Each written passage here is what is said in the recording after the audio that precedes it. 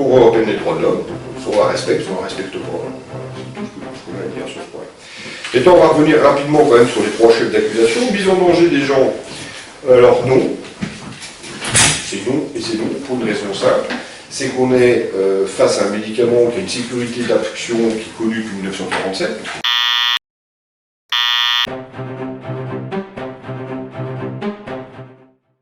C'est parfaitement connu, qui est un médicament qui, de surcroît, avait été indiqué comme pouvant être utilisé dans le Covid pendant durant le mois d'avril, je crois, juste avant, quoi, voilà, par la Société française d'allergologie, parce que c'est un médicament utilisé par des allergiques, et la Société française d'allergologie comme la Société suisse d'allergologie avait parfaitement émis un avis disant qu'en cas de Covid, les allergiques pouvaient continuer leur traitement antihistaminique. Il n'y a pas de mise en danger. Ils devaient continuer leur traitement. Et on verra que c'est tout de même pas mal. Voilà, donc pas de mise en danger à ce niveau-là. Et puis deuxièmement, l'automédication, je vous rappelle que nous, on n'a pas donné de nom de médicament, on a parlé d'une classe thérapeutique, les antihistaminiques, et que quand on arrive dans une pharmacie, c'est pas une supérette, quand vous ne savez pas ce que c'est qu'un antihistaminique, il y a un pharmacien, et le pharmacien, il a un conseil pharmaceutique à faire. Donc les gens ne peuvent pas avoir à Carrefour ce genre de médicaments, il y a fatalement un professionnel de santé qui va leur donner, qui va faire son travail de conseil pharmaceutique, pour lequel d'ailleurs ils sont rémunérés. Et qu'ils font très bien. Donc il n'y a aucun risque d'automédication, sauf si les gens prennent ce qu'ils ont en pharmacie sur un fichier. Donc je pense qu'en 2020, la connaissance médicale est suffisamment forte sur l'atrogénie pour que les gens ne fassent pas d'enfants. Ça c'est le premier point. Deuxième point, le faux espoir thérapeutique. Alors je vous rappelle que là on est en mai, en avril 2020, donc ça fait plus de 2 ans. Et depuis 2 ans, il n'y a aucune étude qui a démontré le manque d'intérêt des antihistaminiques. Bien au contraire, on a des études qui tombent régulièrement, on en a plusieurs, presque 200. Des études de toutes les classes de la science médicale, c'est-à-dire des études théoriques, des études, ce qu'on appelle du blinding, donc l'appareillage pharmacologique, des études in vitro, des études in vivo, avec des observations qui sont venues également un peu comme les nôtres, notamment en Espagne, et puis les fameuses études randomisées qui sont tombées il y a quelques semaines aux États-Unis, et sur lesquelles on a 2 grands essais en cours aux États-Unis. Alors comment on le sait? Tout simplement parce que le chef de service du service de biologie cellulaire et moléculaire d'un petit institut qui est le MIT, a envoyé 2 mails consécutifs au moins de 24 heures, hier et avant-hier, à leurs médecins pour leur dire d'arrêter, qu'ils avaient des démonstrations, des essais cliniques en place et qu'ils ne comprenaient pas trop ce qui se passait. Voilà, je vous dirai pour tous. Sachant que c'est le MIT LL, qui est le Lincoln Laboratory, et c'est peut-être de là qu'on vient certaines confusions, vous regarderez ce que ça veut dire, on en parlera après. Voilà. Donc il y a en fait une littérature scientifique des preuves d'efficacité, ou en tout cas des mécanismes d'action qui sont parfaitement compris et qui ne font que augmenter depuis 2 ans, sans qu'aucune étude n'ait montré l'absence totale d'intérêt. Alors étude vraie ou pas, parce qu'on a vu dans l'hydroxychloroquine, les études avaient certaines valeurs en fonction de qui les faisait, enfin là en l'occurrence il n'y en a même pas une fausse qui dit que ça ne marche pas, pour l'instant, parce que je pense que ça pourrait peut-être venir. Donc on est dans l'espoir, oui, toujours. Pour mes confrères qui ne suivent pas l'actualité, parce que manifestement ils suivent certaines actualités, on leur a rappelé que c'était passé dans Phare Actuel, dans Santé Magazine et dans d'autres revues très scientifiques comme ça, je pense que c'est de leur niveau. Et c'est un des traitements actuellement des Covid longs, à tel point qu'un des magazines, sur le net, je ne sais plus lequel, titre Un espoir thérapeutique pour les 50 millions de Covid longs. Donc espoir, oui. Faux, toujours pas. Voilà. Donc ça sera peut-être faux, mais en 2020, c'est un espoir réel, qui est toujours 2 ans après, réel, d'actualité et dans la course. Puisque ça va des revues grand public, si nos confrères veulent les lire, ça sera peut-être plus accessible, au directeur de recherche du MIT. Je pense que le panel est assez, en passant par des universités comme Oxford, comme Columbia, comme Harvard. Et puis le troisième point, eh bien, l'étude sauvage d'expérimentation sur l'homme, on l'a évoqué au départ, c'est une étude observationnelle et il n'y a absolument pas d'entorse à la réglementation sur le cas. C'est peut-être, on peut reconnaître que ça peut laisser voilà, un besoin d'éclairage, puisque bah, c'est un peu particulier, puisqu'on est sur une prescription hors AMM de nos confrères. Donc là déjà, il faut expliquer la prescription hors AMM, donc il faut, et puis derrière, on récupère les données, c'est tout. Donc, il n'y a pas de... Donc ces trois points-là, bah, ils sont, j'allais dire, clairement pas comme les conseils de l'ordre, départementaux 74 et nationaux veulent le dire. Alors on a été reçu le 14 mai 2020 par le président du conseil de l'ordre de 74, on lui a parfaitement expliqué les choses, on lui a donné tous les documents à l'époque. Alors évidemment les documents font qu'augmenter au niveau de la charge de preuve, et puis on a expliqué la réalisation, à tel point que dans son procès verbal, qui est de sa main, hein, vous voyez, je ne vous laisserai pas, mais qui est là, hein, on lit, on a chacun un procès verbal, évidemment, ça c'est le mien, on lit de sa main, et je vous montrerai après, c'est un recueil de prescriptions hors AMM, c'est pas une citation, c'est le président du conseil de l'ordre, le docteur Labarrière, qui écrit ça dans une pièce officielle qui est fournie à charge pour une étude illégale. Alors qu'il écrit, c'est un recueil de carnets de prescription. Voilà. Bon, donc on est un peu étonné quand même. Et puis, il ne s'en tient pas là, hein. Ce n'est pas une expérimentation, mais un recueil de données sur 26 patients d'autres médecins. Donc, je pense que les choses ont été parfaitement comprises. Et là encore, c'est pas entre guillemets, c'est pas le docteur X dit que, c'est vraiment ce que le président du conseil de l'ordre écrit. Et il précise bien qu'on est en arrêt de travail et qu'on n'a pas prescrit puisqu'on a conseillé. C'est juste. Alors, ça c'est important parce qu'il faut aussi remettre un peu les choses au clair. Nous, on est sous le feu de l'opprobre de nos collègues depuis 2 ans, pour une théorie qui manifestement ne plaît pas en France, mais a l'air séduire à l'étranger. Il faut savoir qu'on a été contacté très tôt, dès le mois de mai.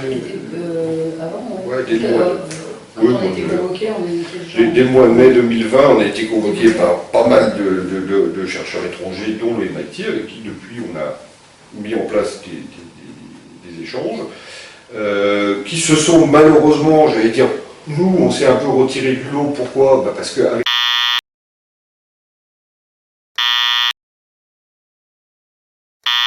ce sont les chercheurs du site ResearchGate, vous regardez, 23 millions de chercheurs à travers le monde, ils considèrent cette étude côté l'étude pilote pour la prise en charge du Covid par antihistamine. Un site qui est réuni de mémoire, il faudrait regarder, mais je crois que c'est 15 ou 23 millions de chercheurs, de médecins, de scientifiques de tous bords, puisque ça a été mis très tôt en ligne par eux, hein, cette étude, parce que nous on leur a envoyé, effectivement, quand on l'a fait, on l'a communiqué. Il faut voir que le devoir d'un médecin en pandémie, quand on est en guerre, c'est de communiquer ses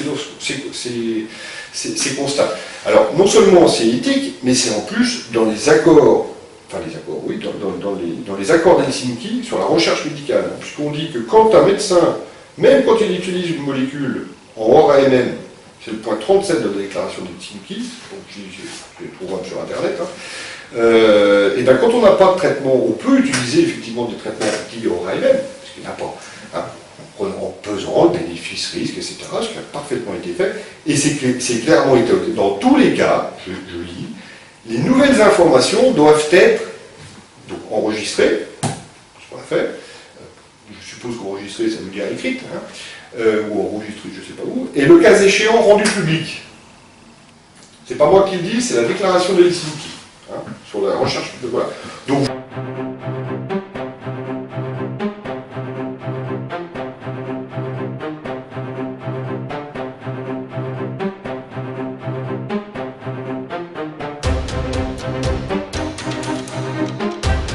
des médecins qui font un constat, y compris dans une prescription dite hors AMM, et qui ont un résultat qui a une pertinence, hein, et ben, faut qu'ils le rendent public, d'après l'éthique internationale, qui, à mon avis, se perd un peu dans certains pays.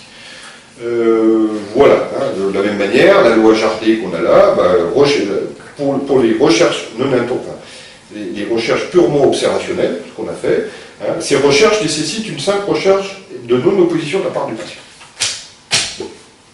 Si les médecins nous ont donné les données, c'est qu'ils ont quand même demandé à leurs patients, puisque nous, on est en travail d'analyse. Hein. Encore une fois, on est en arrêt de travail. Et on va juste préciser, parce qu'effectivement, on peut se demander pourquoi 3 médecins en même temps sont en arrêt de travail. Et c'est un petit peu étonnant aussi, parce qu'il y a une chose qui, moi, et mes collègues, hein, et le public aussi d'ailleurs, parce qu'on m'a fait plusieurs fois la remarque. Donc dans l'audience disciplinaire d'hier, il y avait des avocats, hein, logique, il y a toujours les avocats de la partie qui attaque et puis la partie qui défend. Donc, on avait notre avocat, donc un avocat pour nous. On avait l'avocat du Conseil de l'ordre national, dont j'ai oublié le nom, donc notre avocat c'est M. Benagès, hein, sur le nom. Une dame qui représentait, j'ai oublié son nom, je suis désolé, qui représentait l'ordre national, et puis pour le conseil départemental, le président de l'ordre des médecins qui est venu plaider contre ses collègues. Ce qui est un petit peu étonnant sur le plan éthique, enfin moi ça m'a un peu choqué, mais je suis peut-être sensible. Je pense qu'effectivement ce n'est pas vraiment son... Même si c'est tout à fait faisable, hein, c'est-à-dire que je ne conteste pas la validité juridique et légale de sa venue et de sa fonction de plaidoirie contre nous, j'étais un peu surpris sur le plan éthique, d'autant plus que je pense que c'est pas la fonction du président de l'ordre, à mon sens, même si ça fait peut-être partie de ses prérogatives. Bon, ce qu'il faut savoir, c'est pourquoi on est en arrêt de travail. On est en arrêt de travail parce qu'on a subi à un moment donné des conditions de travail qui étaient un petit peu traumatisantes, difficiles, puisque fin 2019, début 2020, on s'est aperçu, moi j'étais donc médecin-chef dans la clinique, hein, le docteur Donnet, le docteur Kaji, je travaillais avec moi, d'autres médecins, et puis on était 6 ou 7, je ne sais plus, et non, sur 6, et en fait, on s'est rendu compte qu'un de nos confrères avait une fâcheuse tendance à perdre beaucoup de patients, un peu vite et un peu anormalement. Donc on s'est un petit peu penché sur le sujet, parce que ça nous était un petit peu, et on va résumer. Il s'avère que le monsieur actuellement, et je dis le monsieur, je ne dis pas le médecin, est actuellement mis en examen pour 8 assassinats. Pardon? Oui, 8 assassinats, pas meurtre, assassinat, donc c'est un peu plus grave.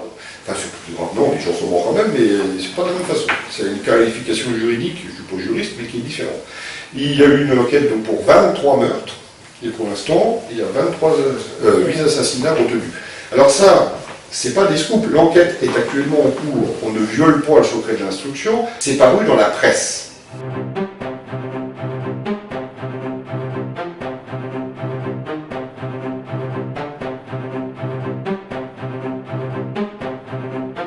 La presse locale, le Faucilly je ne sais plus quelle date.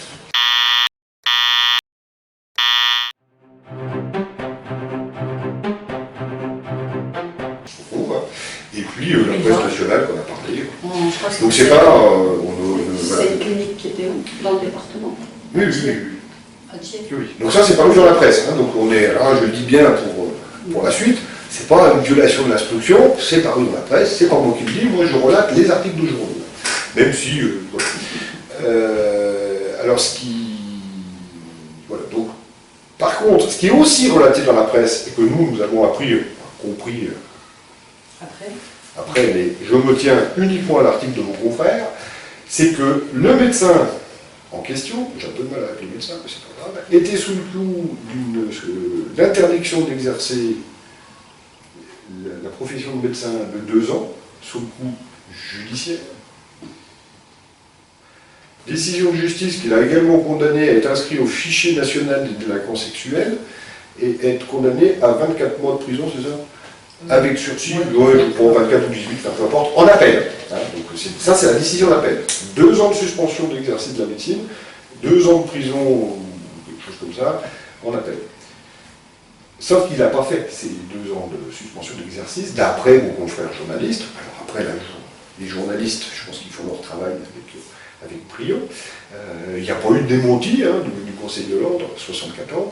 Et pendant 10 mois, il a exercé alors qu'il était sous le coup judiciaire d'une interdiction d'exercice. Voilà, donc ça explique pourquoi on est en arrêt de travail, et ça explique aussi pourquoi on est un peu choqué de voir le président du Conseil de l'ordre plaider contre nous. Alors je ne vois pas très bien le rapport entre votre arrêt de travail et cette histoire. Alors, on est en arrêt de travail parce que premièrement, quand vous êtes... L'histoire du tueur en série, c'est un peu traumatisant de trouver un tueur. Enfin, voilà. ça c'est le premier point. Et puis deuxième point, il y a eu aussi au niveau professionnel, si vous voulez, quand vous êtes lanceur d'alerte, parce que là